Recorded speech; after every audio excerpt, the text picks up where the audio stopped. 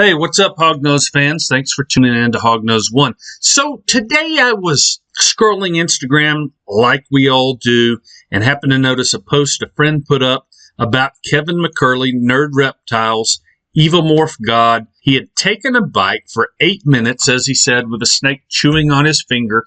Not sure. This animal was latched on for a long time. It's a study he's doing. Critics are going, this is clickbait. Don't do this.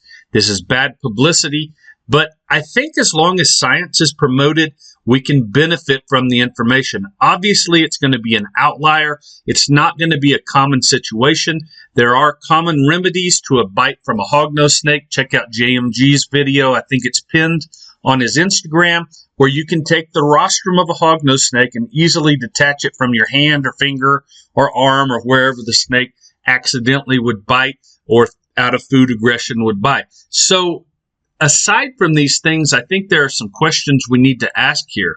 Number one, is he allergic to other type of bites? Are there histamines and things going on in his DNA and makeup that cause him to be more allergic to different types of stings or bites or things like this? Number two, was the bite only subcutaneous, and was it intramuscular, or did it actually, the different tooth, heterodon just means different, don is another word for tooth, did that tooth puncture his vein? If it punctured the vessel in his finger, that could cause further complications that may cause us to look beyond an actual intramuscular bite or subcutaneous bite like a lot of us may have taken before from a hognose. I've been bitten by a hognose before, all the way down to my biggest fist knuckle by a large female western hognose. She was on there for about a minute,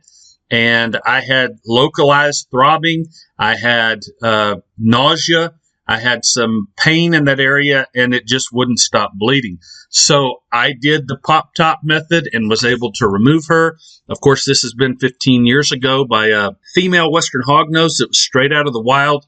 I was feeding her a toad, and I guess she saw my hand move, and feeding aggression caused her to just completely swallow my left hand index finger. So I didn't use any Benadryl. I didn't use anything but just drink some water, got well hydrated, and within an hour, the throbbing had stopped, the redness had gone away, and the bleeding had also stopped just with pressure and a gauze pad. So that is my worst bite. 8 minutes, I can't imagine, but I still think this information can be valuable as long as it's documented correctly and documented in a way where it's not just clickbait for quick views or things like that. Hopefully, he can document this information and we can see something positive come out from it. Now, you may be asking, what about other bites? Have there been recorded bites through history? Yes, there have. There have been some. Everybody wants peer-reviewed science, and I do have peer-reviewed science for you. There is one article where a doctor did a study on a patient that had been bitten by a 2-year-old albino Western Plains hognose snake, and she had a really bad reaction. But the caveat there, because there's a lot of people that misquote the Brandehoff account from 2019, but there are some critical factors that we have to discover and see in here. Number one, it was feeding aggression, as the lady described. She was trying to feed the animal and it mistakenly bit her. Number two, there was how it's medically significant is the fact that there was a low platelet count in association with a hognose snake bite. So for the medical community, they were saying, okay, now we have a study here where someone had anemia and a low platelet count in association with a hognose bite, because hognose bites have happened medically before. There's a few other instances where they're mentioned, but they're very, very mild cases. This one was not such a mild case. It was a more severe case, but we cannot leave out factors that there were underlying health concerns. Now, regarding venom potency, Ernst and Zug in 1996 did determinations on the most venomous and least venomous venom composition. And of interest for us, and as most herpers, we know that the copperhead has the least amount of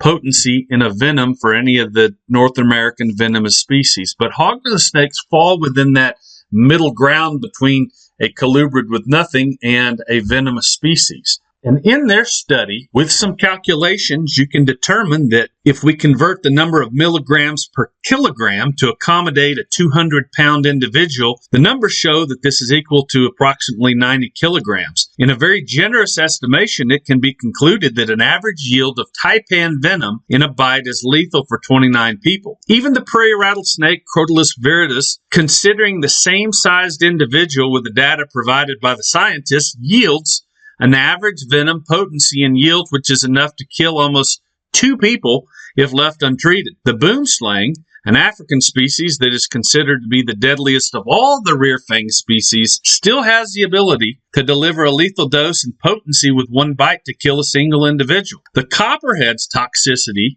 as covered in the study, revealed that a single average bite would take 17 bites at full potency and yield to be lethal to a single 90 kilogram or 200-pound individual. Other species investigated are that of the wandering garter snake, which showed an extremely low yield to potency ratio that would take approximately 74 bites to be lethal. However, due to the mixed components contained within, even this number is inconclusive, as snakes such as the garter snake and hognose snakes generally lack hemotoxins in the mild venoms. Find that very, very curious.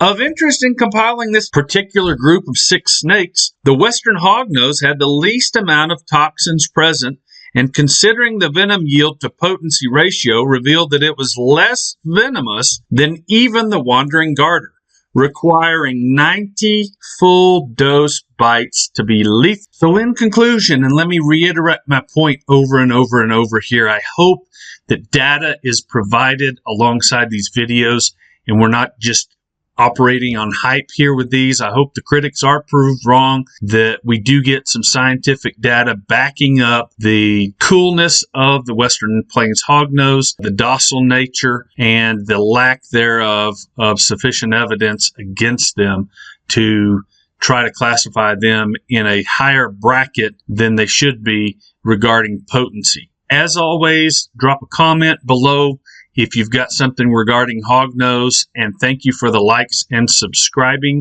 and I will catch you guys on the flip side.